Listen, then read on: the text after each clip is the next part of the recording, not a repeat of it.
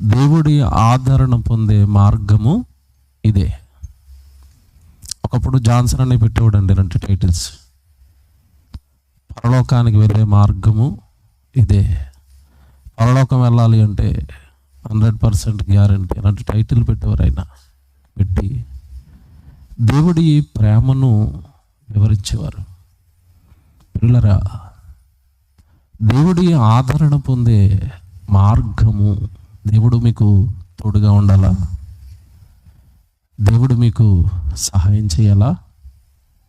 ఒక బిడ్డను తల్లి ఆదరించినట్లుగా మీ పరలోకపు తండ్రి మిమ్మల్ని ఆదరించాలా? అయితే మీరు ఒకటి చేయాలి. అదే ఈ రాత్రి వింటున్నారు. అదే ఈ రాత్రి మీరు విని ఆనందపడిపోబోతున్నారు. ఒకవేళ దేవుడి ఆదరణ మీకు కావాలి అంటే ఖచ్చితంగా నేను చెప్పినవన్నీ వాక్యంలో నుండి మీరు చేస్తే దేవుడి ఆదరణ మీరు పొందుకుంటారు. ప్రియులారా, మనిషి సహజంగా ఆశాజీవి. దేవుడి ప్రసన్నత కొరకు, దేవుడి ఆదరణ కొరకు రకరకాల ప్రయత్నాలు మనిషి చేస్తూ ఉంటాడు. ఉపవాస ప్రార్థనలతో దేవుడిని ఆదరణ కోసం ఎదురు చూస్తూ ఉంటాడు. ప్రార్థనతో ఎదురు చూస్తూ ఉంటాడు.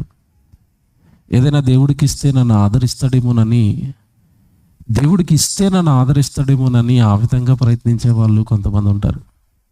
మొత్తం మీద దేవుడు తోడు నాకు కావాలి, దేవుడు నన్ను ఆదరించాలి అని అందరూ అనుకుంటున్నారు. అందరూ ఆయన నన్ను ఆదరిస్తే బాగున్ను, ఒక తల్లి ఆదరించినట్లుగా, ఒక తండ్రి ఆదరించినట్లుగా, ఒక స్నేహితుడు ఆదరించినట్లుగా ఈ భూమి మీద మంచివాళ్ళు దేవుడు నన్ను ఆదరిస్తే బాగున్ను అని అనుకుంటున్నారు.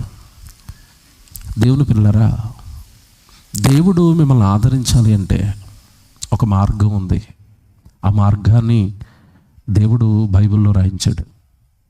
ఇదిగో నాయనా, కొడుకా, కూతురా, నువ్వు ఇది చేస్తే దేవుడు నీ వెనకే ఉంటాడు. దేవుడు నీకు తోడుగా ఉంటాడు. నీ వెనకాల ఆయన మనసు, ఆయన ప్రేమ, ఆయన యొక్క దీర్ఘశాంతం, ఆయన కృప సమస్తాన్ని నీకే ఇస్తాడు. కానీ దేవుడి ఆదరణ పొందుకోవడానికి బైబిల్లో దేవుడు ఒక మార్గం చెప్పాడు.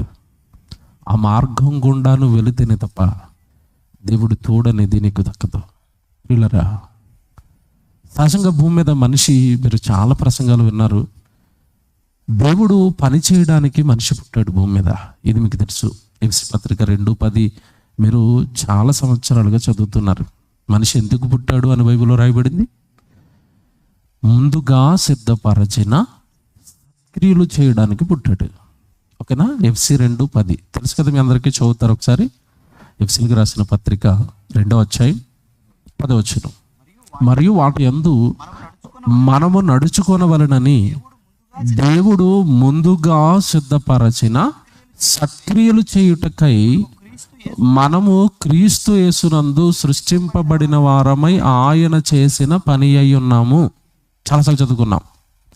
మన తండ్రి గారు మనకి ఉగ్గుపాలతో రంగరించి వచనాన్ని చాలా గొప్పగా అర్థమయ్యేటట్టుగా చెప్పి దేవుడు పని జరిగించే స్థితికి మనల్ని తీసుకుని వచ్చాడు ఆయన బోధలతో. తండ్రి గారు ఒక పక్క క్రైస్తవ్యం అంతా 4 గోడల మధ్య కేవలం దేవుడికి ప్రార్థనలు చేస్తూ ఆగిపోతే, ఈ వచనంతోనే జైశాల్ గారు మనల్ని, తండ్రి గారు పురుగొల్పాడు, నాయన మనం పని చేయడానికి పుట్టాము, దేవుడి పని చేయాలి అని మనల్ని ఆయన ఈ వచనంతో రేపాడు. నువ్వు పుట్టింది దేవుడి పని జరిగించటానికి, స్వార్థ కార్యక్రమాల కోసం నువ్వు పుట్టావు అని చెప్పాడు. Very good. నువ్వు పుట్టింది దేవుడి పని కోసం.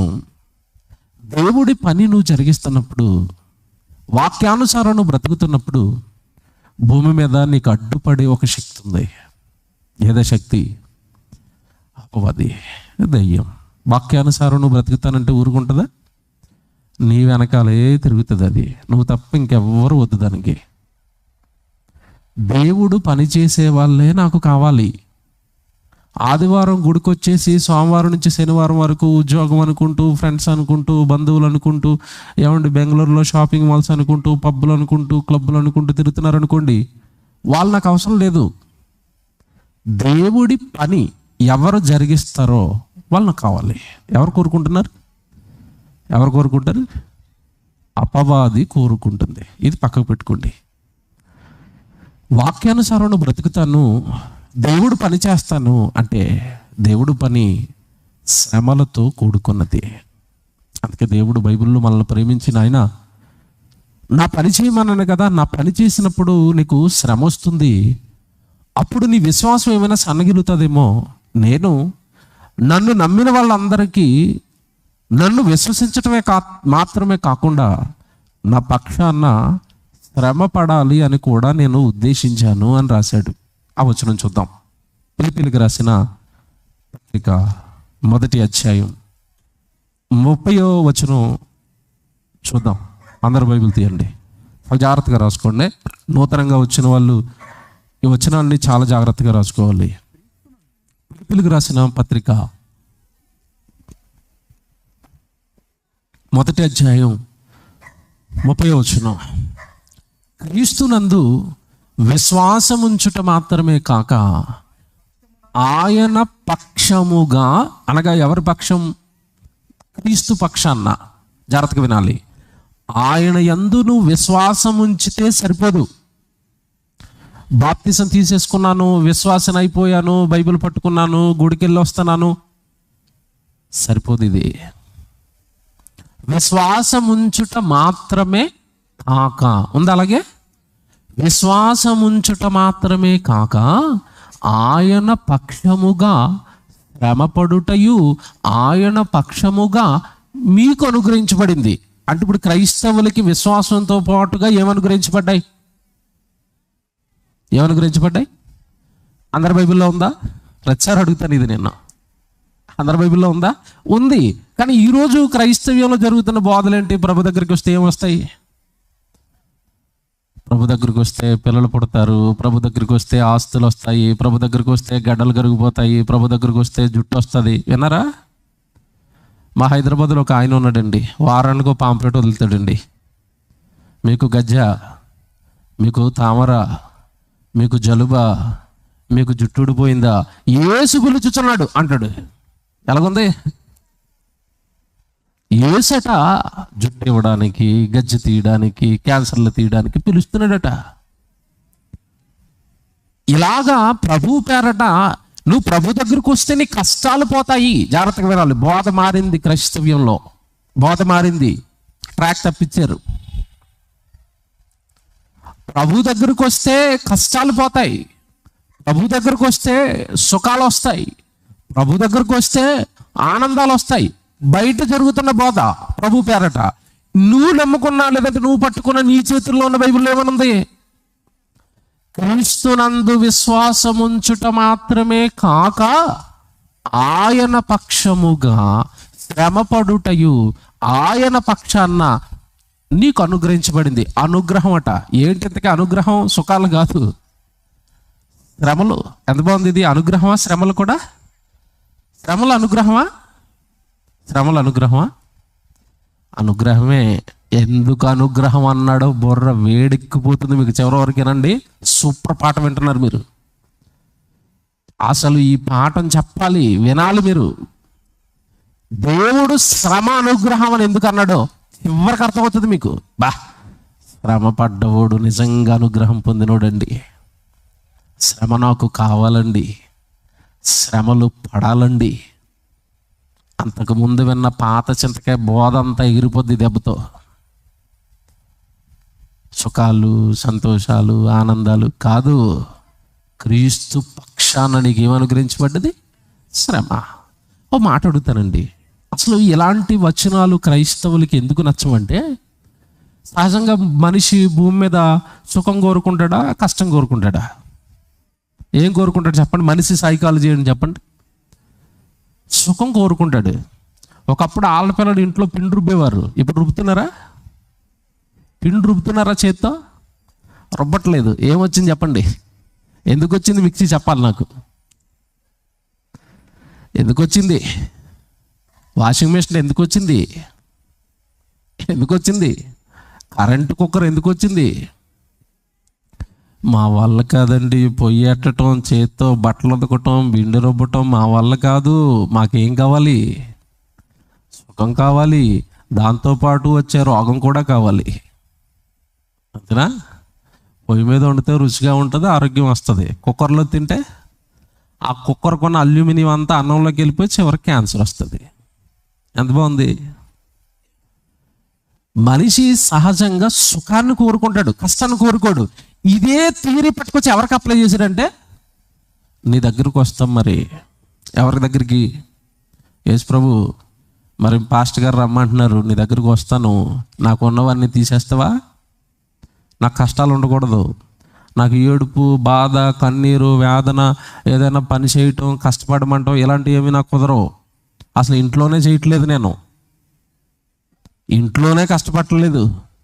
నీ దగ్గరకు వచ్చి ఎలాంటివి చెప్పావంటే నా వల్ల అవ్వదు కాదు. అందుకనే ఎక్కడ బోధ ఎత్తుక్కుంటుంది క్రైస్తవ్యం అంటే, ఎవరో చెవులకి హాయిగా ఉండేవి చెప్తారు. దేవుడు నిన్ను దీవించబోతున్నాడు, దేవుడు నిన్ను ఎత్తైపోతున్నాడు, దేవుడు ఆకాశపు తూములు విప్పుతున్నాడు. ఎందుకు? నక్షత్రాలు పడి చచ్చిపోవడానికా? ఇయే కదండి క్రైస్తవులకి ఇష్టం.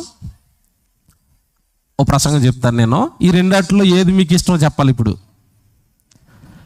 సింహాల బోనులో దానియేలును కాపాడిన దేవుడు నిన్ను కాపాడుతాడు. ఎలాగుంది వినడానికి? సౌండ్ ఎలా ఉంది వినడానికి? ఎలాగుంది ప్రసంగం? నా దేవుడు కాపాడుతాడు, నా దేవుడు కాపాడుతాడు. చక్కగా వెళ్ళిపోతున్నారు ఇంటికి. తర్వాత రోజు ఇంకో ప్రసంగం జరిగింది. యాకోబు తల నరికించిన దేవుడు నిన్ను తల నరికించబోతున్నాడు. ఎలాగుంది? ఈ సభలకి మళ్ళా రాను. అదేనా? సింహాల బోన్లో కాపాడేటట్టే ప్రసంగా చప్పట్లు కొడుతున్నాడట. యాకోబు తల అడిగాడు దేవుడు, స్తెఫను ప్రాణాలు అడిగాడు దేవుడు, నిన్ను అడుగుతున్నాడంటే. వీళ్ళ సభలు అలాగే ఉంటాయి. జయశాలి గారు వెళ్ళకూడదు. అందుకే ఏమండి, నచ్చిన బోధ కోరుకుంటున్నాడు. పోతాం. ఇలాగైతే నీకు నచ్చిన బోధను కోరుకుంటే పోతావండి. నీకు నచ్చింది చెప్పాలని కోరుకోకూడదు. దేవుడు బైబిల్లో ఉన్నదంతా నాకు నేర్పు తండ్రి, నాకు నేర్పు, నేను ఎలా ఉంటే నువ్వు నాకు సహాయం చేస్తావు. ఏమండో మాట్లాడుతాను నేను, బాగా వినండి. దేవుడు ప్రేమమయుడు. ప్రేమమయుడనా? మనం అంటే ఇష్టమా? మీరంటే ఇష్టమా కదా దేవుడికి? చాలా ఇష్టం. ఎంత ఇష్టమో తెలుసా? ఆకాశం అంత ఇష్టం. మీరంటే ఎంత ఇష్టమో తెలుసా? ఈ భూమండలం అంత ఇష్టం. మీరంటే ఎంత ఇష్టమో తెలుసా? 1500 రకాల మామిడి పళ్ళు చేసి అంత ఇష్టం. మామిడి పళ్ళు ఎన్ని రకాలు ఉంటాయి తెలుసా మీకు? బంగినపల్లి అండి, బత్తాయి అండి, ఏవో 4-3 రకాలు చెప్తారు మీరు. మామిడి పళ్ళు ఎన్ని ఉన్నాయి తెలుసా? 1500 రకాల మామిడి పళ్ళు ఉన్నాయి. అంత ఇష్టం మీకు మీరంటే. 84 లక్షల జీవరాశులు చేసే అంత ఇష్టం మీరంటే. సుమారు 1000 రకాల గింజలు, ధాన్యాలు చేసే అంత ఇష్టం మీరంటే. కోట్ల నక్షత్రాలు చేసే అంత ఇష్టం మీరంటే. తిన్న రుచి తినకుండా, వండుకున్న కూరగాయలు వండుకోకుండా, ఏమండి మీరు ఎన్ని రుచులు తింటున్నారో, ఎన్ని వాసనలు మీరు అనుభవిస్తున్నారో, మీరంటే అంత ఇష్టం మీ తండ్రికి. ఓ మాట్లాడుతాను నేను. ఎంత ఇష్టపడిన కొడుకు శ్రమలలోనికి వెళితే, ఎంత ఇష్టపడిన కూతురికి శ్రమ వస్తే దేవుడు సైలెంట్గా ఉంటాడా? ఆలోచించాలి. ఇంతకాలం మీరు ప్రసంగం విన్నారు, పని చేయండి శ్రమలు వస్తాయి, పని చేయండి శ్రమలు వస్తాయి. ఇదే కదా విన్నారు. పార్ట్ 2 ఎందుకు శ్రమ వస్తుంది, శ్రమలో ఏం జరుగుతుంది? ఎంతగా ఇష్టపడిన మీ నాన్న తండ్రి నువ్వు శ్రమల్లోకి వెళ్ళిపోతే చూస్తూ ఉంటాడా? అది ఇరిపోద్దండి. దేవుడు ఈరోజు మీ కళ్ళ ముందు కనబడిపోతాడు. అబ్బా, ఏం దేవుడి దగ్గరికి వచ్చామండి, ఏమి ప్రేమమయుడి దగ్గరికి వచ్చామండి. క్రీస్తునందు మీరు విశ్వాసం ఉంచట మాత్రమే కాక ఆయన పక్షంగా మీరేం చేయాలి? శ్రమ పడాలి. శ్రమ ఎవరికి వస్తుంది? ప్రశ్న మళ్ళీ అడుగుతున్నాను. శ్రమలు ఎవరికి వస్తాయి? పని చేస్తున్న వాడికి వస్తాయి సహజంగా, అంతేనా? శ్రమ ఎవరికి వస్తుంది? పొద్దునే సాయంత్రం పనికి వెళ్ళాడు అనుకోండి, బిల్డింగ్ కట్టి పనికి వెళ్ళాడు అనుకోండి, కింద నుంచి పైకి, పై నుంచి కిందకి ఇటుకలు మోసుకుంటూ, ఇసుక మోసుకుంటూ ఎక్కి దిగుతాడు. ఆ పని చేస్తున్నాడు కనుక వాడికి ఏమొచ్చింది? శ్రమ. ఎవరికొండా ఒకడు ఇంట్లో పడుకుని ఉన్నాడు, ఆడికి ఏదైనా శ్రమ ఉంటుందా? ఇప్పుడు చెప్పండి, శ్రమ ఎవరికి వస్తుంది? పని చేసిన వాడికి శ్రమ వస్తుంది. బాగుందండి, కదపకండి. పని చేసిన వాడికి శ్రమ వస్తుంది. శ్రమ, వెరీ గుడ్, బాగుంది. పని చేసిన వాడికి శ్రమ వస్తుంది. పని చేయమని చెప్పింది ఎవరు? ఎంతకి FC 2:10లో మీరు పనికి వెళ్ళమని మీకు చెప్పింది ఎవరు? దేవుడు కదండి. పనికెళ్ళు కొడుక, సువార్త ప్రకటించు కొడుక, సభలు పెట్టు కొడుక అని మనకి చెప్పింది ఎవరు? దేవుడు. పనికి వెళ్తుంటే మనకేమొస్తుంది? శ్రమ వస్తుంది. శ్రమ వస్తే దేవుడు సైలెంట్గా ఉంటాడా? ఇప్పుడు ఇంకా మిమ్మల్ని లోపలికి తీసుకెళ్తాను. శ్రమ దేవుడు పెడతాడా, దెయ్యం పెడతాడా? ఎప్పుడైనా ఆలోచించారా? శ్రమ దేవుడు పెడతాడా, దెయ్యం పెడతాడా? మత్తయి సువార్త 4వ అధ్యాయం 3వ వచనం చదవాలి బైబిల్ అందరూ.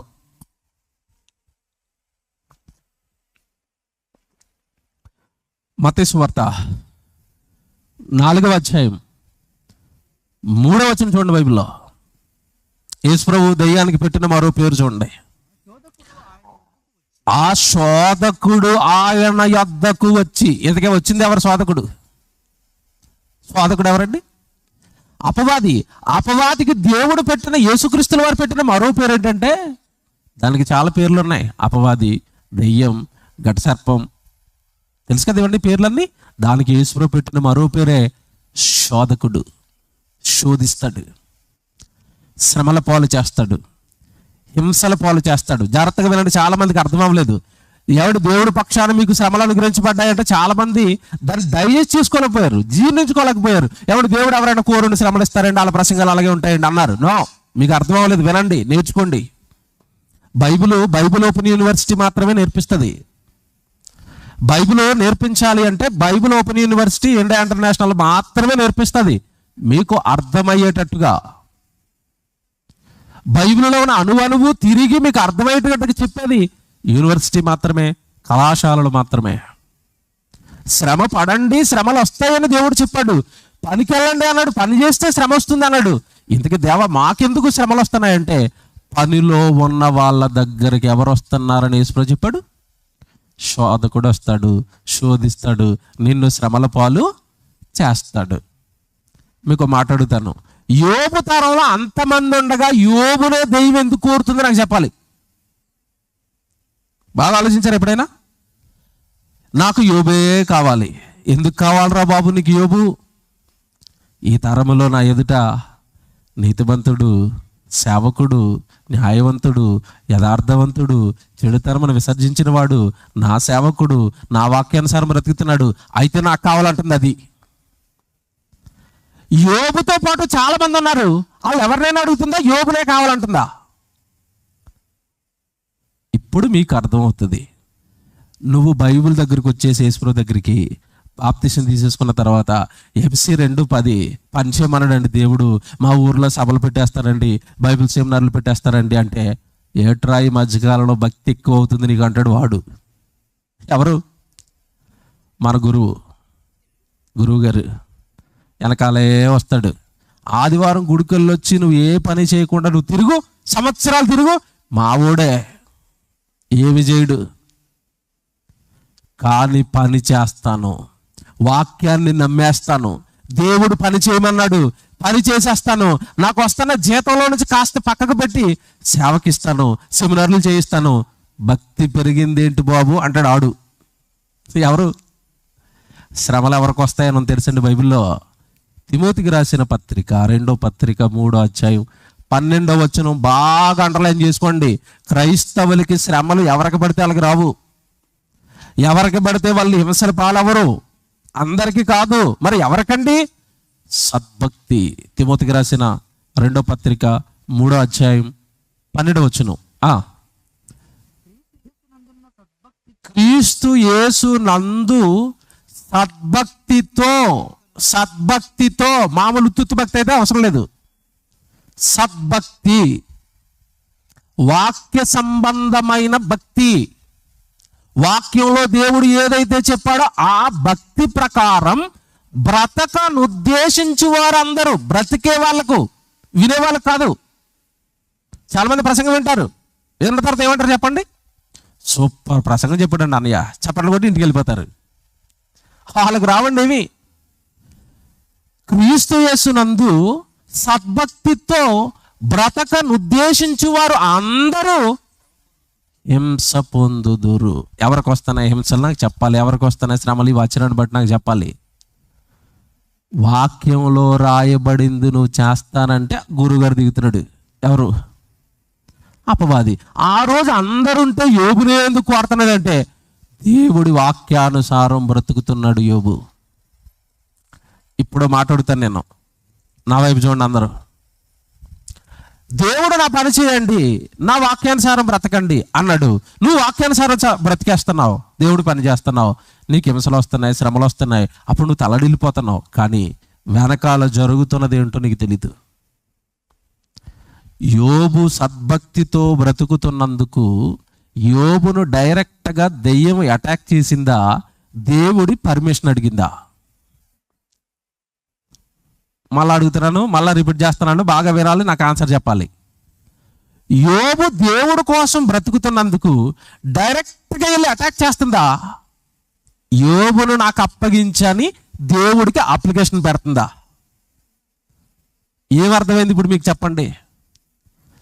దేవుడు వాక్యానుసారం నువ్వు బ్రతుకుతుంటే నీ చుట్టూ దేవుడు కంచేశాడు, ప్రొటెక్షన్ వేశాడు. ఆ ప్రొటెక్షన్ దాటుకుని లోపలికి రావడానికి దానికి అవ్వట్లేదు. ఎవరికి? చాలా ట్రై చేస్తుంది, వల్ల అవటం లేదు. బాబు ఒక్కసారి నాకు మరి వీళ్ళని అప్పగించవా, బెంగళూరులో చెలరేగిపోతున్నారు, బాగా సభలు చేసేస్తున్నారు, బాగా పనిలోకి వెళ్ళిపోతున్నారు, బాగా సువార్త అంటున్నారు, సభలు అంటున్నారు, సెమినార్లు అంటున్నారు, కాలేజ్ అంటున్నారు, బైబిల్ అంటున్నారు, నాకు ఒక్కసారి అప్పగిస్తావా అని ఎవరికి మొరపెట్టాలి? ఎవరు మొరపెడుతున్నారు చెప్పండి? దెయ్యం మొరపెడుతుంది. ఎవరికి మొరపెడుతుంది? దేవునికి. అంటే దేవుని కాపుదల, దేవుడు కంచె, దేవుడి ఆదరణ ఇప్పుడు ఎవరి చుట్టూ ఉంది నాకు చెప్పాలి. దేవుడు వాక్యానుసారం బ్రతుకుతున్న వాళ్ళ చుట్టూ, సద్భక్తి వాక్యంలో రాయబడింది నేను చేస్తాను, బ్రతుకుతాను అన్న వాళ్ళ చుట్టూ దేవుడు పడుతున్నాడు. సేమ్ టైం నాకు అప్పగించు అని ఎవరు పడుతున్నారు? దెయ్యం పడుతుంది. ఎప్పుడైనా దేవుడు పర్మిషన్ ఇస్తే అప్పుడు నీకు కానీ నాకు కానీ ఏం స్టార్ట్ అవుతాయి తెలుసా? ఆ శోధకుడు స్టార్ట్ చేస్తాడు. ఏంటి? శోధనలు, కష్టాలు, కన్నీళ్ళు, వేదనలు వస్తున్నప్పుడు నువ్వేమనుకుంటావు? ఏం దేవుడో వెళ్తున్నాను కానీ కాపాడటం లేదు. అంతేనండి. శోధన వచ్చినప్పుడు మనిషి విశ్వాసంలో పడిపోతాడండి. కష్టం వచ్చినప్పుడు విశ్వాసంలో పడిపోతాడండి. ఎలా చెప్తారంటారా? బైబిల్లో ఒక ఆయన నుంచి మీకు జ్ఞాపకం చేస్తాను. చాలా మంచోడు, భక్తుడే, కానీ చిన్నపాటి త్రుట్టిళ్ళ పోటు పడ్డాడు. చిన్నగా త్రుట్టిల్లాడండి. బాప్తిస్మ ఇచ్చి యోహాను, యేసుప్రభు బాప్తిసం తీసుకోవడానికి వచ్చినప్పుడు ఏం డైలాగ్ వేసాడు చెప్పండి? యేసుప్రభుని చూసి, ఇదిగో లోక పాపములు మోసుకొని పోవు దేవుని గొర్రెపిల్ల, ఆయన చెప్పుల వారు విప్పుటకైనను నేను పాత్రుడను కాను. బా, ఎంత మంచి విశ్వాసం చూసారా ప్రభు అంటే. సేమ్ యోహాన్ని కొద్ది రోజులు ఇటు యేసుప్రభు సువార్త ప్రకటిస్తున్నాడు, ఈయన సువార్త ప్రకటిస్తున్నాడు. కొద్ది రోజుల తర్వాత యోహాన్ని జైల్లో వేశారు. అప్పుడు తన పక్కన ఉన్న శిష్యులకి ఏమని కబురెట్టి పంపించాడు చెప్పండి? యేసుప్రభు దగ్గరికి ఏమని కబురెట్టి పంపించాడు తెలుసా? రాబోవు వాడవు నీవేనా, మరి ఒకని కొరకు మేము ఎదురు చూడవలెనా. అక్కడేమో నువ్వే అన్నాడు, ఎక్కడికి వచ్చేసరికి నువ్వేనా అంటున్నాడు. ఎందుకు పడ్డాడు చెప్పండి? విశ్వాసంలోంచి ఏమొచ్చింది అక్కడ? శ్రమ. జైల్లో వేసేసరికి ఆయనైనా మరొకరు ఉన్నారా? దేవుని పిల్లరా, ఇక్కడే మీరు స్ట్రాంగ్గా ఉండాలి. దేవుడు పని చేస్తున్న వాడు వెనక శోధకుడు వస్తాడు, శోధనను పాలు చేస్తాడు. అక్కడ నీ విశ్వాసాన్ని నువ్వు చూపించాలి, నీ భక్తిని నువ్వు చాటాలి, నీ దేవుడి పైన నీకున్న నమ్మకం ఏంటో రుజువు చేయాలి తప్ప విశ్వాసంలో నుంచి పడకూడదు. దేవుని పిల్లరా, దేవుడి ఆదరణ ఎవరికి దక్కుతుంది అంటే ఖచ్చితంగా దేవుడు పని చేస్తున్న వాళ్ళకే. శ్రమ వస్తుంది అని దేవుడు ముందుగానే బైబిల్లో రాయించాడు. రాయబడినట్టుగా వాక్యాన్ని నమ్ముతున్న వాళ్ళందరికీ కూడా ఏమొస్తుందో తెలుసా? శ్రమ వస్తుంది. తెస్సలోనికీయులకు రాసిన మొదటి పత్రిక తీసుకోండి బైబిల్, జాగ్రత్తగా రాసుకోండి ఇవన్నీ. తెస్సలోనికీయులకు రాసిన మొదటి పత్రిక 3వ అధ్యాయం 4-5 వచనాలలో, ఆ రోజు తెస్సలోనికీలో ఉన్న సంఘానికి చాలా పెద్ద హింస వచ్చేసిందండి, శ్రమ వచ్చేసిందండి. వాళ్ళు కృంగిపోతుంటే పౌలు గారు వాళ్ళకి పత్రిక రాసి వాళ్ళకు మాట చెప్తున్నాడండి. తెస్సలోనికీయులకు రాసిన మొదటి పత్రిక ఏమండి 3వ అధ్యాయం 4వ వచనం చూద్దాం. 3వ అధ్యాయం 4వ వచనంలో, ఎవడనూ కదిలింపబడకుండానట్లు మిమ్మల్ని స్థిరపరచుటకును. చూసారా, శ్రమ వచ్చేసరికి కదిలిపోతారు. చాలా మంది కదిలిపోయారు బైబిల్లో. మీరు అలా కదలకూడదు, విశ్వాసంలో మీరు కదలకూడదు. ఎవడనూ కదిలింపబడకుండానట్లు మిమ్మల్ని స్థిరపరచుటకును, మీ విశ్వాసం విషయమే మిమ్మల్ని హెచ్చరించుటకును, మన సహోదరుడును క్రీస్తు సువార్త విషయములో దేవుని పరిచారకుడైన తిమోతిని పంపితిని. మేము మీ వద్ద ఉన్నప్పుడు మనము శ్రమ అనుభవింపవలసి ఉన్నదని మీతో ముందుగా చెప్పితిమి కదా. పౌలు గారు ఏం చెప్పారట? సంఘానికి? మనము శ్రమలు అనుభవింపవలసి ఉన్నదని సంఘానికి చెప్పాడట. సేవకుడు సంఘానికి ఏం చెప్పాలి చెప్పండి? వచన ప్రకారం నమ్ముకుంటే మనకి ఏమొస్తాయని చెప్పాలి? శ్రమలు వస్తాయని చెప్పాలి. బోధ ఏం జరుగుతుంది బయట? మీకు అందుకే చెప్పాను, బోధ మారిపోయిందని. అపోస్తలుడు బోధ ఏంటి సంఘానికి? మేము మీ వద్ద ఉన్నప్పుడు శ్రమలు వస్తాయని చెప్పాం కదా, ప్రభు అంటేనే శ్రమ అని చెప్పాం కదా, ప్రభు పనెత్తుకుంటే శోధకుడు మీ వెనకాల వచ్చి శోధిస్తాడని చెప్పాను కదా. నేను చెప్పినట్టుగానే జరిగింది అంటాడు. చూడండి తర్వాత మాట, శ్రమ అనుభవింపవలసి ఉన్నదని ముందుగా మీతో చెప్పిదిమి కదా, అలాగే జరిగినది. ఇది మీకునూ తెలియను, అట్టి శ్రమలు అనుభవించుటకు మనము నియమింపబడిన వారమని మీరు ఎరుగుదురు. ఆగండే, అపోస్తలులట వాళ్ళ బోధనలో క్రైస్తవ్యానికి సంఘానికి ఏమని బోధించారట? మనము శ్రమల కొరకు నియమింపబడ్డామని బోధించారట. నియమింపబడ్డాము అంటే అర్థమేంటి చెప్పండి? తెలుగు అర్థమవుతుంది మీకు, ఇంగ్లీష్ చెప్తాను. ఇంగ్లీష్ బాగా అర్థమవుతుంది ఈ మధ్యకాలంలో, తెలుగు అర్థం అవట్లేదండి తెలుగు వాళ్ళకి. కన్నడ వాళ్ళకి కన్నడ అర్థం అవటం లేదు, ఇంగ్లీష్ అర్థమవుతుంది బాగా. ఎలాగో చెప్పనా, ఒక ఉదాహరణ చెప్పనా? బైబిల్లో ప్రసంగ గ్రంథం 1వ అధ్యాయం 1వ వచనం ఏమని ఉంటుంది? వ్యర్థము సమస్తమును వ్యర్థమే. 2 సార్లు కదా, అక్కడ 5 సార్లు ఉంటుంది వ్యర్థము. ఆ చదువుతున్నప్పుడు చాలా మంది ఏమనుకుంటారంటే వ్యర్థం అంటే ఏంటో అనుకుంటున్నారు. ఇంగ్లీష్లో చెప్పను ఇప్పుడు, వేస్ట్ ఆల్వేస్ వేస్ట్. ఎలా ఉంది? అర్థమైందా బాగా? ఎటువంటి తెలుగు కన్నడ అర్థం అవ్వట్లేదు, బాగా ఏది అర్థమవుతుంది? ఇంగ్లీష్ అలవాటు అయిపోయింది. వేస్ట్ అంటే అర్థమైందా? వ్యర్థం అంటే అర్థమైందా?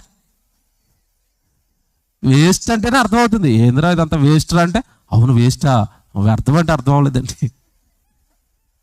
ఇప్పుడు అక్కడ ఏమన్నా తెలుసా? శ్రమల కొరకు మీరు నియమింపబడ్డారు అంటే అర్థం అవ్వదు. ఇంగ్లీష్లో చెప్పనా? నియామకం అంటే ఇంగ్లీష్లో చెప్పండి చదువుకున్న వాళ్ళు ఎవరైనా. ఎవరు అపాయింటెడ్, నీకు అపాయింట్మెంట్ వచ్చింది క్రీస్తులో. దేనికోసం? ఆదివారం సంఘానికి వచ్చి ఫ్యాన్ కింద నిద్రపోవడానికి కాదు, విశ్రాంతి కోసం కాదు. నీకు అపాయింట్మెంట్ వస్తా క్రీస్తులో. నువ్వు అపాయింట్ అయింది దేనికోసమట?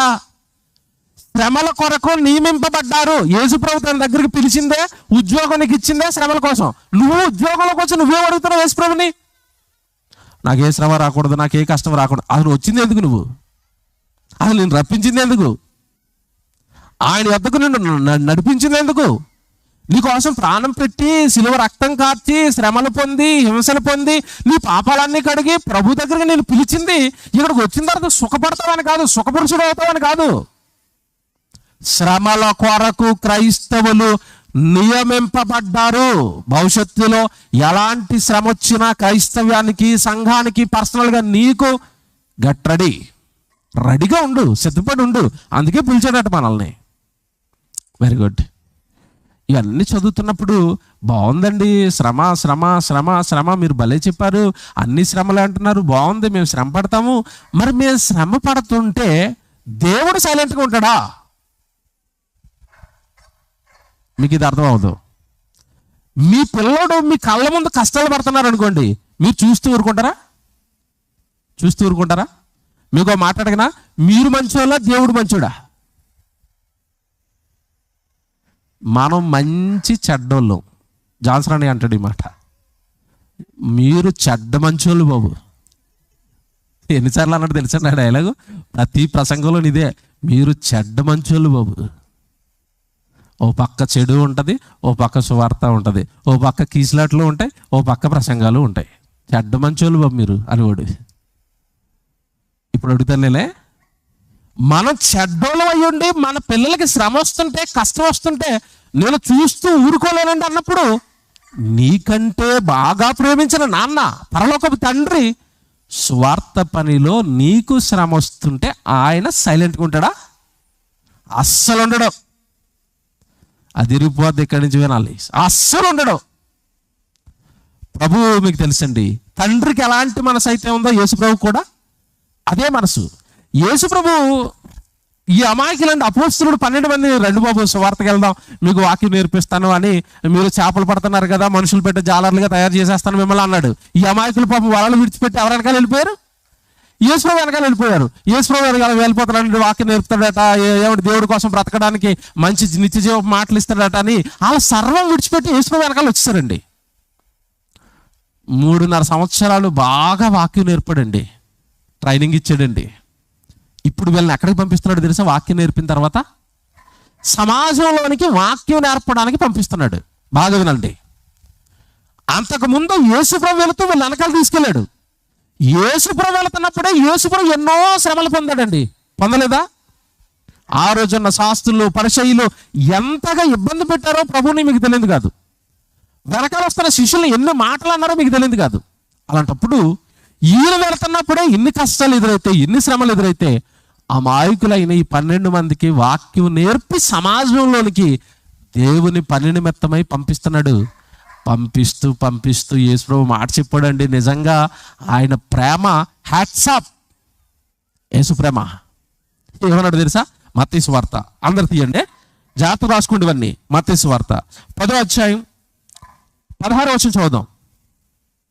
మత్తయి సువార్త 10వ అధ్యాయం 16వ వచనం. ఇదిగో తోడేళ్ల మధ్యకు గొర్రెలను పంపినట్లుగా నేను మిమ్మును పంపుచున్నాను. ఆ మాట చూసారు అలాగుందో? వీళ్ళు ఎవరట పాప వెళ్తున్నా? ఈ పిల్లలు ఎవరట? గొర్రెలు. బయట ఉన్న వాళ్ళు ఎవరట? తోడేళ్ళు. నా సహోదరులు అమాయకులు, వీళ్ళని తోడేళ్ల మధ్యకు పంపిస్తున్నాను.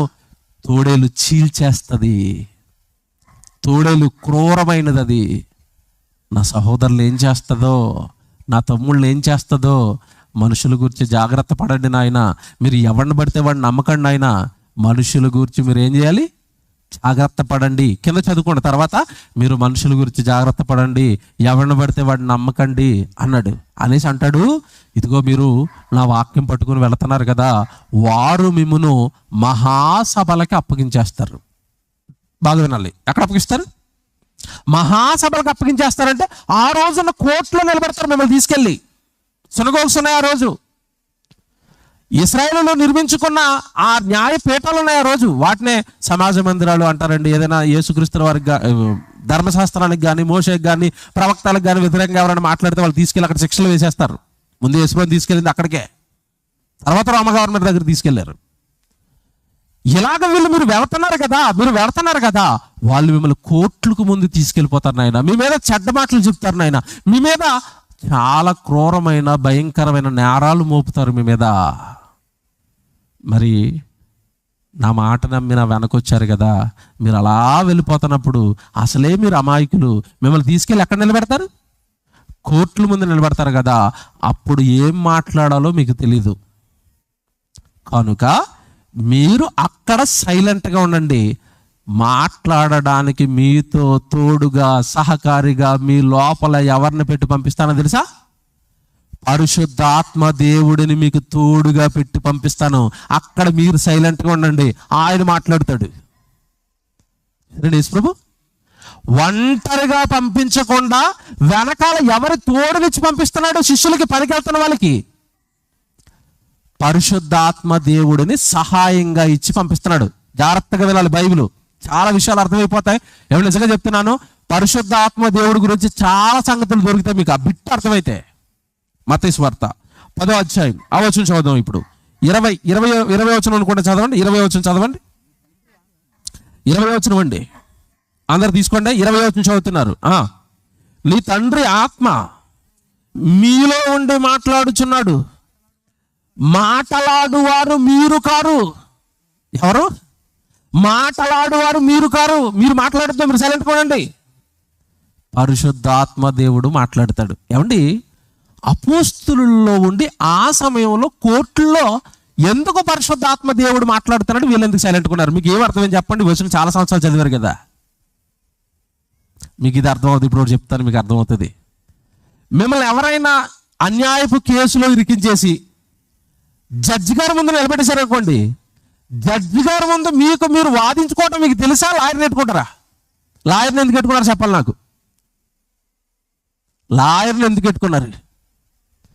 జడ్జి గారికి ఏం చెప్పాలో మీకు తెలియదు, తెలుసా? జడ్జి గారి దగ్గరికి వెళ్ళి నిలబడి చెప్పండి జడ్జి గారు అన్నారు అనుకోండి, వెంటనే లోపలేస్తాడు. అందుకే జడ్జి గారి దగ్గరికి తీసుకెళ్ళేటప్పుడే లాయర్ ఏం చెప్తాడంటే, ఇదిగో షర్ట్ బటన్ పై బటన్ పెట్టేసుకోండి. జడ్జి గారి దగ్గరికి వెళ్ళేటప్పుడు ఎలా ఉండాలి తెలుసా? ఈ పై బటన్ పెట్టేసుకోవాలా. ఈ ఎటు కాబట్టి అటు వదిలేసి వెళ్ళిపోయారు అనుకోండి, చేతులు బాగా నీట్గా మడతెట్టుకో, నీట్గా ఉండు, జుట్టు దూకో, ఆయన దగ్గరికి వెళ్ళి ఇలా నిలబడు అంటాడు. ఎవరు చెప్తారు ఇవన్నీ? ఎవరు చెప్తారు? లాయర్ గారు చెప్తారు. జడ్జి ముందు ఎలా మాట్లాడాలో ఏం చేయాలో నీకు తెలియదు ఆయన. నేను చెప్తాను, అలా నువ్వు చెయ్యి. అక్కడ ఏం మాట్లాడాలి కూడా నేను చెప్తాను, అదే జడ్జి గారికి చెప్పు, బయటకు వచ్చాయి. ఇప్పుడు యేసు ప్రభు అపోస్తులను ఎక్కడ పంపిస్తున్నాడు? సువార్తకి పంపిస్తున్నాడు. వాళ్ళేమో క్రూరమైన తోడేళ్ళు. ఏ కేసులో ఇరికించేస్తారో వాళ్ళకే తెలియదు. మీ అమాయకులు కదా, మీకు వాదించుకోవడం తెలియదు నాయన. మీకు తోడుగా ఎవరిని ఇస్తాను? ఇప్పుడు చెప్పండి, పరిశుద్ధాత్మ దేవుని సహాయం, తోడు, ఆదరణ ఎవరికి దక్కుతుంది నాకు చెప్పాలి. ఎవరికి దక్కుతుంది? దేవుడి పనిలో వెళుతున్న వాళ్ళకి. దావీదు యుద్ధానికి వెళుతున్నాడు. కత్తి పడితే ఎంతమందిని నరికేసినట్టు ఒకరోజు? 10,000 మందిని దావీదు నరికేశాడంటే ఇప్పుడు దావీదు కండబలమా, లోపల ఉన్న పరిశుద్ధాత్మ దేవుడు నాకు చెప్పాలి. మేకలు నరికి ఆయనకి వరుసగా 10 మేకలు ఇచ్చి నరికిపోబానండి. 3 మేకలు నరికి 4 మేకలు నరికి ఇవాళ నా వల్ల అవుదండి, నరకలేకపోతున్నానండి. 3 మేకలు నరకలేవా? ఏమండి, కత్తి పడితే దావీదు ఎంతమంది లేపుతున్నాడట? 10,000 మంది లేచిపోతున్నారు. అంటే దావీదు యుద్ధానికి వెళుతున్నాడు కనుక తోడుగా ఎవరినిచ్చి పంపించాడు దేవుడు? వెళ్ళాయన నరుకునాయన, నువ్వు కత్తి తిప్పుతుంటే తలకాయలు లేచిపోతాయి. సంసోను వెళ్తున్నాడు ఫిలిస్తీన్ల మీదకి. పిలకలో ఉంది కథంతా, అవునా? నీ జుట్టులో బలం ఉందని ఎవరికి చెప్పద్దు, వెళ్ళు. ఎవడు నిన్ను పట్టుకొని ఒక్కసారి ఇలాగ అన్నామంటే ఎగిరిపోతారు వాళ్ళు. ఇప్పుడు సంసోను బలమా, లోపల ఉన్న పరిశుద్ధాత్మ దేవుడా? తర్వాత ఇది సీక్రెట్ చెప్పొద్దు నాయన అంటే మరి అమ్మగారు మాయలో పడి సీక్రెట్ చెప్పేశాడు. అమ్మగారు జుట్టు కత్తిరించేసింది. జుట్టు కత్తిరించేసిన తర్వాత ఇలాగ అంటుంటే వెళ్ళారా, పట్టేసుకున్నారా? పట్టేసుకుని లోపలేసి కలిపికేశారు. మీకు ఏం అర్థం అవ్వాలి ఇదంతా వింటున్నప్పుడు? పరిశుద్ధాత్మ దేవుడు తోడుగా ఉంటే ఏదైనా సరే నీకు భూమి మీద జయం. తోడు ఇప్పుడు ఎవరికి ఇచ్చి పంపిస్తున్నాడు? దావీదుకి ఇచ్చినా, సంసోనుకి ఇచ్చినా, ఇప్పుడు అపోస్తులకి ఇచ్చినా, పని చేస్తున్న వాళ్ళకి తోడుగా వెనకాల ఎవరు వస్తున్నారు చెప్పాలి ఇప్పుడు నాకు. ఈ తేలిక మన క్రైస్తవులకి దేవా దింపు ఎక్కడ? ఆరాధనలో ఎగిరి గెంతు, ఆయన మా మీదకి దింపు. ఆయన నీ మీద ఎందుకు వస్తాడు? ఒకవేళ దింపాడు అనుకో, నువ్వు వెళ్ళి ఇంట్లో పడుకుంటావు. ఆయన నీ మీదకి వచ్చి ఏమో ఉపయోగం? పనికెళ్ళు, సువార్తకెళ్ళు, అడగకుండానే దింపుతాడు. అర్థమైందా? పరిశుద్ధాత్మ దేవుడు అర్థం అవ్వలేదు ఎవరికే. నువ్వు పనికెళ్ళు, సువార్తకెళ్ళు, నువ్వు అడగాల్సిన అవసరం లేదు. అమ్మ కొడుకు పనికి వెళ్తున్నాడు కదా, ధైర్యం ఉండాలి కదా. లోపల పరిశుద్ధాత్మ దేవుడు అంటే ఎలా ఉంటుందో తెలుసండి, ఏమీ భయం ఉంటుందండి. మళ్ళీ చెప్తున్నాను, మీరు పరిశుద్ధాత్మ దేవుడు కనుక లోపల ఉండి సువార్తకి వెళ్తుండే దేవుడు ఎవడరా భయపడి, ఎవరికి భయపడతావు? కత్తి పడితే 10,000 మంది లేపిన ఆయన ఉన్నాడు లోపల. అర్థమైందా? ఎవడు పరిశుద్ధాత్మ దేవుడు లోపల ఉంటే సంసోను సింహాన్ని మేక పిల్లని చీల్చినట్టు ఏం చేసినట్ట? ఇప్పుడు ఆ భయం లేదా? సింహం అంటే భయం. నాకేం భయం? లోపల ఎవరున్నారు? పరిశుద్ధాత్మ దేవుడు. సామాన్యుడి దగ్గరికి సింహం వచ్చింది అనుకోండి, 6 కిలోమీటర్లు పరిగెడతాడు. సంసోను ఇలా నిలబడుతున్నాడు, రా అంటున్నాడు. సంసోను బలమా, లోపల ఉన్న పరిశుద్ధాత్మ దేవుని శక్తి. ఇప్పుడు మీకు ఏమర్థం అవ్వాలి? పరిశుద్ధాత్మ దేవుని ఆదరణ తోడు. నువ్వు ఎగిరినప్పుడు, గెంతినప్పుడు, ఆరాధనలో దిగంటేనో దిగడవు. పనికెళ్ళు, స్వార్థకెళ్ళు, తోడుగా ఆయనే ఇచ్చి పంపిస్తాడు. అంటే దేవుడు ఆదరణ, దేవుడు సహాయం, దేవుడు తోడు ఎవరికి దక్కుతుంది? పనికి వెళ్తున్నాడు, ఎలాంటి శ్రమ అయినా వస్తుందేమోనని దేవుడు వెనకే వస్తున్నాడు. దేవుని ఆదరణ పొందే మార్గము ఇది. ఇంకో వచనం చూపిస్తాను. నిజంగా వచనం చదివితే అదిరిపోతారు మీరు. పేతురు గారు రాసిన మొదటి పత్రిక, జాగ్రత్తగా రాసుకోండి. ఇది పేతురు గారు రాసిన మొదటి పత్రిక 4వ అధ్యాయం 14వ వచనం. శ్రమలు వస్తున్నాయి వాళ్ళకి ఆ రోజు. ఏమంటే యెరూషలేము సంఘం హింస వచ్చింది. ఆ హింస వచ్చి వీళ్ళందరూ చెదిరిపోయారు. చెదిరిపోయిన తర్వాత ఏమంటే ఆయా ప్రాంతాలలో వాళ్ళు సువార్తను జరిగిస్తున్నారండి. శ్రమల మధ్యలో, కష్టాల మధ్యలో వాళ్ళు వెళుతున్నారు. అప్పుడు వాళ్ళకి శ్రమ వస్తుంటే వాళ్ళ గురించి దేవుడు ఎంత మంచి గొప్ప ఆదరణ కలిగించే మాట రాశాడు చూడండి. 4వ అధ్యాయం 14వ వచనం. క్రీస్తు నామము నిమిత్తము మీరు నిందల పాలైన ఎడల మహిమా స్వరూపైన ఆత్మ అనగా దేవుని ఆత్మ మీ మీద నిలుచుచున్నాడు గనుక మీరు ధన్యులు. ఇప్పుడు దేవుని ఆత్మ ఎవరి మీద నిలుస్తుందట? క్రీస్తు నామము నిమిత్తము, సువార్త నిమిత్తము మీరు నిందల పాలైన ఎడల. మీకేం రావాలి? ఇప్పుడు నింద రావాలి. మీకు దేవుడి పక్షాన మీ మీద ఏదో చెడ్డ మాటలు మాట్లాడాలి, మిమ్మల్ని ఏదో బాధించాలి ఎవరో ఒకరు. దేవుడు పని చేస్తున్నప్పుడు సుమా ఊరకనే గొడవలు పెట్టుకుని బాధించడాలు కాదు. ఊరకనే అవతల ఇంటి మీద గొడవకి వెళ్ళిపోయి ఆడి మీద కొంచెం శుభ్రం కొట్టేసిన తర్వాత ఇంట్లో పడి మూలగటం కాదు. దేవుడు పని పక్షాన, సువార్త పక్షాన మీకు నిందో మాటో శ్రమో వచ్చినప్పుడట మీ మీద ఎవరు నిలుస్తారట? ఎందుకు వచ్చాడు ఆయన? ఎందుకు వచ్చాడు తెలుసండి? ఆదరించడానికి వస్తాడు. అయ్యో నువ్వు ధైర్యంగా ఉండు నాయన, దేవుడు పని చేస్తే ఇవన్నీ వస్తాయి కదా. ప్రవక్తలకు వచ్చాయి కదా, యోబుకు వచ్చాయి కదా, ఏస్కేల్కి వచ్చాయి కదా, ఇర్మియాకు వచ్చాయి కదా, ప్రవక్తలందరికీ వచ్చాయి కదా, అపోస్తలులకు వచ్చాయి కదా. నీకు వస్తున్నాయి, నువ్వు ఎందుకు కృంగిపోతున్నావు నాయన అని మనల్ని ధైర్యపరచడానికి మనలోకి ఎవరు వస్తారట? మన మీద ఎవరు నిలుస్తారట? పరిశుద్ధాత్మ దేవుడు. ఎవడు బైబిల్ ఎంత బాగుందండి. పరిశుద్ధాత్మ దేవుడు ఎవరి మీదకి వస్తారు? ఇప్పుడు నిందలు వచ్చిన వాళ్ళ మీదకి. ఎగురుతున్నప్పుడు గెంతుతున్నప్పుడు ఎందుకు వస్తారు చెప్పండి? ఆయన గురించి బైబిల్లో ఏమనుందంటే పరిశుద్ధాత్మ దేవుడు అల్లరికి కర్త కాడు, అల్లరి ఉన్న చోటకి నమస్కారం నేను రాను అన్నాడు.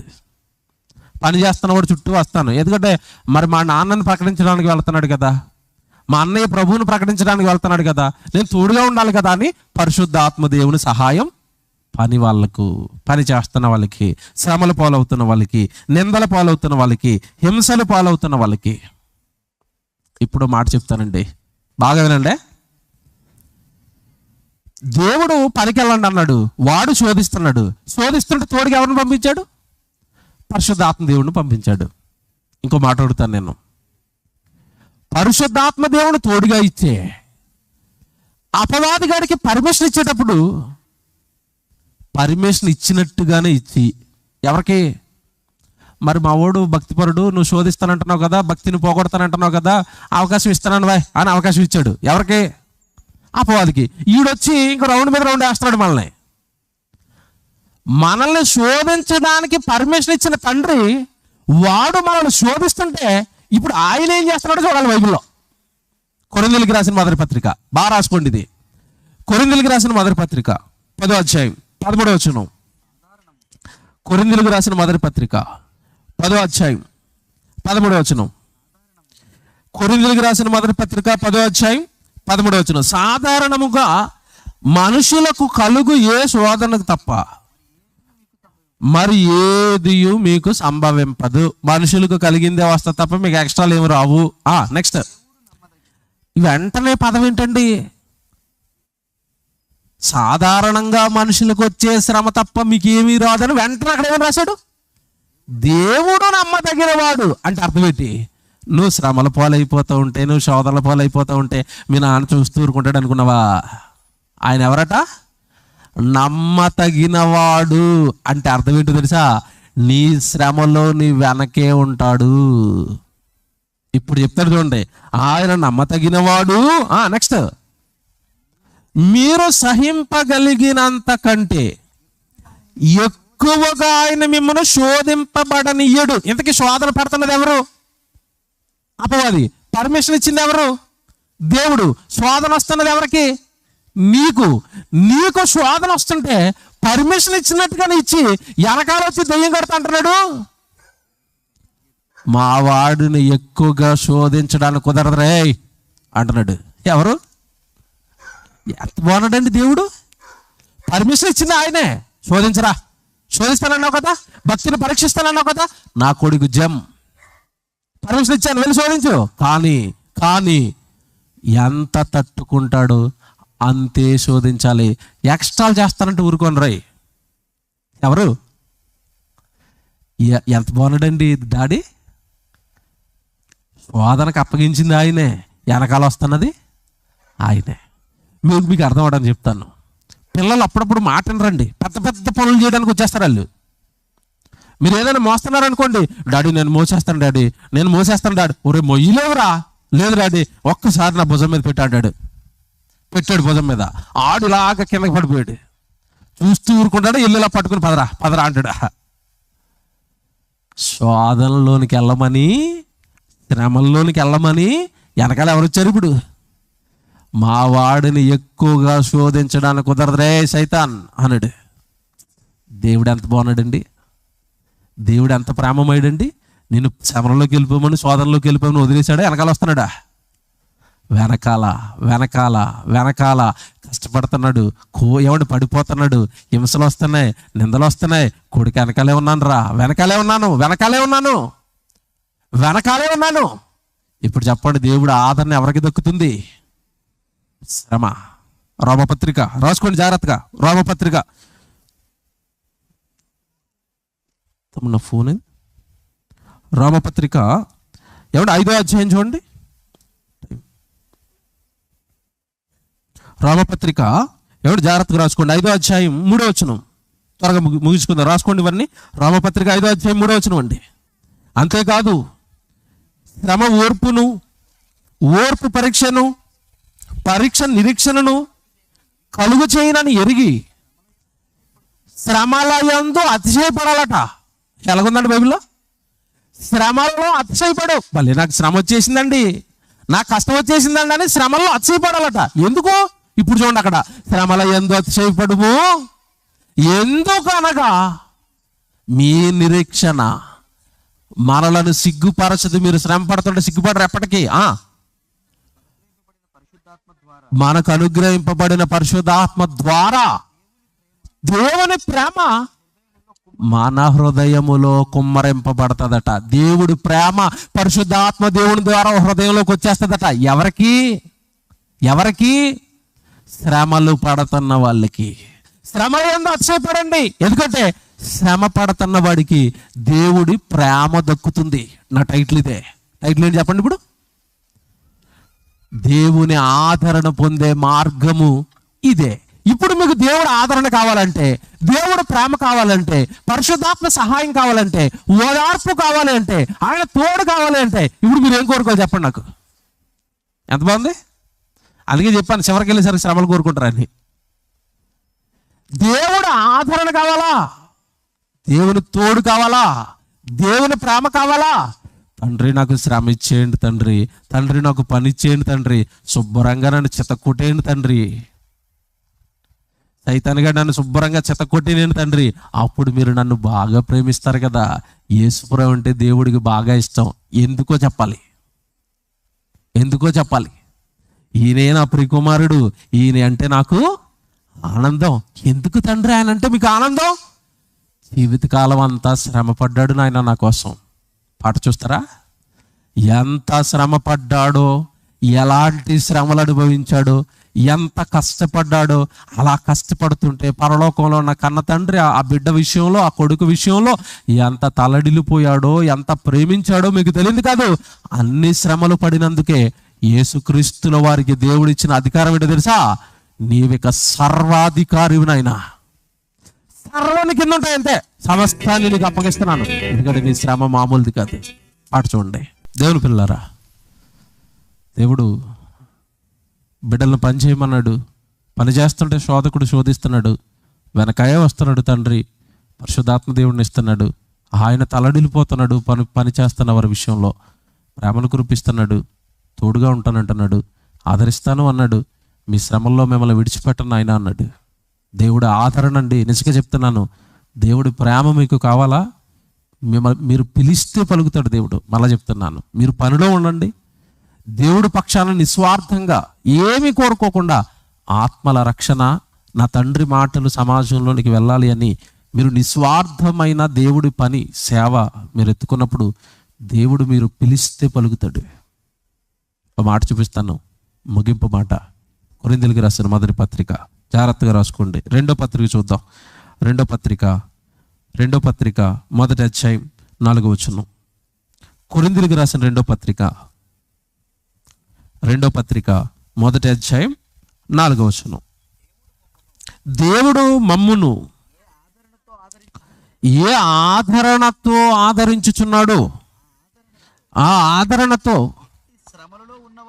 ఇగో ఎలాంటి శ్రమలలో ఉన్నవారినైనను ఆదరించుటకు శక్తి గలవారమగునట్లు ఆయన మా శ్రమ అంతటిలో మమ్మును ఆదరించుచున్నాడు. పౌలు గారు అంటున్నారు, మేము ఎటుపోయినా మాకు శ్రమలే, కష్టాలే, కన్నీళ్ళే, వేదనలే, కానీ పరలోకము మా తండ్రి శ్రమలలో మమ్మల్ని ఏం చేస్తున్నాడు? ఆదరిస్తున్నాడు, మాకు తోడుగా వస్తున్నాడు, దూతలను సహాయంగా పెడుతున్నాడు, పరిశుద్ధాత్మ దేవుని శక్తిని ప్రసాదిస్తున్నాడు. దేవుడు మాకు తోడుగా ఉంటున్నాడు. తర్వాత అంటాడు, మా యందు శ్రమలు, నెక్స్ట్ వచ్చిన చదవడం, నెక్స్ట్ ఎంత బాగుంటుంది చూడండి. క్రీస్తు యొక్క శ్రమలు మా యందు ఎలాగో విస్తరించుచున్నవో అలాగే క్రీస్తు ద్వారా ఆదరణయు మాకు విస్తరించుచున్నది. శ్రమ విస్తరిస్తుందట, పని పెరిగిపోతుందట, కష్టం ఎక్కువైపోతుందట. శ్రమ పెరిగిపోయే కొలది, కష్టం పెరిగిపోయే కొలది ఏది కూడా ఎక్కువైపోతుందట. దేవుడు ఆదరణ కూడా మాకు ఎక్కువైపోయింది. దేవుడు ప్రేమ ఎటు చూడండి, దేవుడు ప్రేమ, దేవుడు ప్రేమ, దేవుడు ప్రేమ. దేవుడు మాకు వెనకే ఉంటున్నాడు, దేవుడు మాకు తోడుగానే ఉన్నాడు. ఎటు చూసిన దేవా అనగానే మా వెనకొచ్చేస్తున్నాడు, మాకు సహాయం చేస్తున్నాడు. నేను ఉన్నాను కొడుకు అంటున్నాడు, దూతలను కాపలాగా పెడుతున్నాడు, పరిశుద్ధాత్మ దేవుడు సహాయం ఇస్తున్నాడు, ధైర్యాన్ని ఇచ్చాడు. ఆరోగ్యం బాగోకపోతే దెబ్బలు తింటుంటే ఆ దెబ్బలను మాన్పిస్తున్నాడు. ఎన్నిసార్లు అండి పౌలు గారిని కొట్టేశారు మీకు తెలియదు కాదు కదా, ఎన్నిసార్లు అండి దెబ్బలు తిన్నాడు. ఎవడు అన్ని దెబ్బలు తిని అంత ఆరోగ్యంగా సువార్త చేశాడంటే, ఎవడు ఆ స్వస్థత ఆయనకి ఇచ్చింది, ఆయన బాగు చేసింది, ఆయన దేహాన్ని నిలబెట్టింది ఎవరు చెప్పండి? దేవుడండి. దేవుడి ప్రేమండి, దేవుని కాపుదలండి. ఇప్పుడు చెప్పండి, దేవుడు ఆదరణ ఎవరికి దక్కుతుంది? ఈ వచనం ప్రకారం శ్రమ పొందుతున్న వాళ్ళకే దేవుడి ఆదరణ.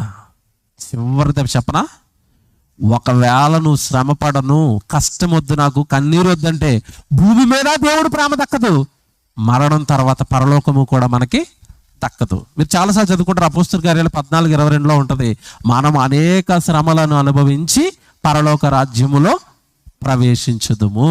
అంటే శ్రమ పడుతున్న వాడికి భూమి మీద దేవుని తోడు, దేవుడి ఆదరణ, దేవుడి కాపుదల, పరిశుద్ధాత్మ దేవుని సహాయం, అమితమైన దేవుని ప్రేమ, దానికి బోనస్గా మళ్ళా మరణించిన తర్వాత ఏంటట? పరలోకం. ఇవన్నీ తెలియకండి అసలు క్రైస్తవుడు ఈరోజు పని చేయడానికి కానీ, డబ్బులు ఇవ్వడానికి కానీ, సువార్తకు వెళ్ళడానికి కానీ, సహకారిగా ఉండడానికి కానీ, ఎందుకంటే బాబా పని ఎత్తుకుంటే శ్రమలకు భయపడి పారిపోతున్నాడు పనికి రాకుండా. నో, తప్పు చేస్తున్నారు మీరంతా. పనిలోనికి వెళ్ళి చూడండి, శ్రమల్లోనికి వెళ్ళి చూడండి, దేవుడి కష్టాన్ని ఎత్తుకుని చూడండి, దేవుడికి ఇవ్వటం అలవాటు చేసుకోండి, దేవుడి నిమిత్తం కష్టాలు అలవాటు చేసుకోండి, దేవుడి ఆదరణను రుచి చూడండి.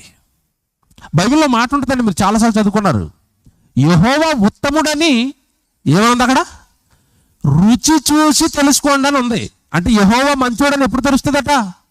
దేవుడు ప్రేమ ఎప్పుడు తెలుస్తుందట? రుచి చూడండి. రుచి చూడటం అంటే ఏంటి చెప్పండి, మీకు ఇది అర్థం అవ్వదు. ఒక ఉదాహరణ చెప్తాను. మీ ఇంటి ఎదురుకుండా ఒక ఆవిడ చేపల కూర వండింది. చేపల కూర వండగానే చేపల కూర స్మెల్ మీ ఇంట్లోకి వస్తుందా రాదా? వస్తుంది. గుమగుమలు ఆడిపోతూ ఉంటే నోరు ఊరిపోతూ ఉంటుంది, చేపల కూర, చేపల కూర, చేపల కూర. ఇప్పుడు మీకు మాట్లాడుతాను, చేపల కూర ఎలాగుందంటే వాసన చూసి మీరు చెప్తారా, తిన్న వాళ్ళు చెప్తారా? చేపల కూర రుచి ఏంటని అడిగాను మిమ్మల్ని అని, చాలా బాగుందని అంటారా? మాకేం తెలుసండి, వాళ్ళు వేసేసారు మొత్తం ముక్కలని. రుచి ఎవరికి తెలుస్తుంది? వాళ్ళకి. వాసన చూసి నీకు బే. ఇప్పుడు చెప్పనా, ఇది ఎందుకు చెప్పాను? యెహోవా ఉత్తముడని రుచి చూడండి, పని చేయండి, ఆయన ప్రేమ తగ్గుతుంది. మనం ఏం చేస్తామో, పని చేయమన్నాడండి, ప్రసంగం చాలా బాగుందని చప్పటి కొడిచి ఇంట్లో పడుకుంటున్నావు. ఈ చేపల కూర వాసన చూసినట్టే. దేవుడు ప్రేమ ఏమి దక్కదు నీకు, దేవుడు సహాయం ఏమి దక్కదు నీకు. పని చేయి కొడుక, వెళ్ళు, రింగులోకి వెళ్ళు, పనికెళ్ళు, దేవుడు పనికెళ్ళు, వార్తకెళ్ళు. సభలు పెడుతున్నారంటే చిన్నమాట అనుకుంటున్నారండి, నలిగిపోతారు పిల్లలు, నాకు తెలిసేది. అందులోని సిటీ ఇది, ఇక్కడ బాగా నలిగిపోతారు. సైతన్గా నూరుతారు వాళ్ళ మీద, నూరుతాడు వాళ్ళని బండకేసి. శ్రమ అయినా పర్వాలేదు, మా నాన్న కోసం, మా తండ్రి కోసం. కొడుక శ్రమ పడతావారా, పని చేస్తావారా, నేను నీ వెనకే ఉన్నాను. ఏం కావాలి చెప్పు, ఏం కావాలి చెప్పు కొడుక, ఏం కావాలి, ఏం కావాలి? చక్కగా చెప్తున్నాడు హార్ట్ఫుల్గా దేవుడి సన్నిధిలో. దేవుడు వింటున్నాడు ఆ మాట. దేవుడు ప్రేమ అనుభవించి చెప్తున్నానండి ప్రసంగం. చాలా కష్టాలు, చాలా వేదనలు, చాలా ప్రయాణాలు. దేవుడు నిజంగా ఆదరిస్తున్నాడండి, దేవుడు ప్రేమ చూపుతున్నాడండి మా మీద. వర్ణనాతీతం ఇది, చెప్పలేం మాటల్లో. యెహోవా ఉత్తముడని రుచి చూడండి. ప్రసంగాలకి చప్పట్లు కూడా ఆగిపోకండి.